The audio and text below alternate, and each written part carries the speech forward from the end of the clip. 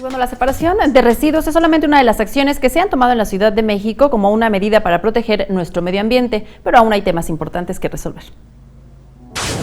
En el aire que respiramos flotan partículas muy dañinas que superan las recomendaciones emitidas por la Organización Mundial de la Salud. Pero, ¿los capitalinos saben qué consecuencias trae consigo la contaminación del aire? Bueno, yo creo que especialmente en los pulmones, vías respiratorias, y bueno, eso conlleva a otras enfermedades, ¿no? Pero lo principal es las vías respiratorias.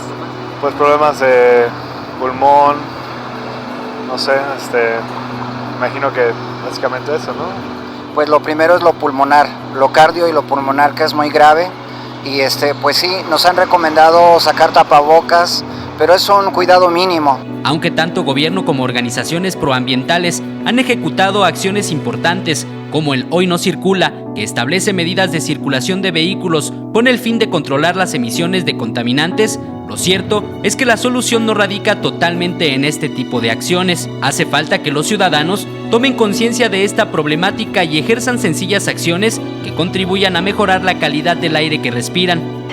En términos personales, así de que yo salgo de mi casa, pues evitar el coche para rutas cortas, tratar de utilizar a lo más que se pueda el transporte público, tener bien afinados nuestros vehículos, no hacer actividades de pintura al aire libre, tener bien tapados los solventes, que nos revisen nuestro boiler, que no tengamos algunas fugas en el boiler, fugas en nuestras instalaciones de gas.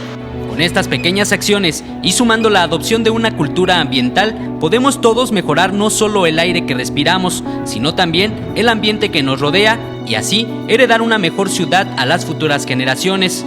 Con imágenes de Javier Martínez, Eric Pinto, 21 Noticias.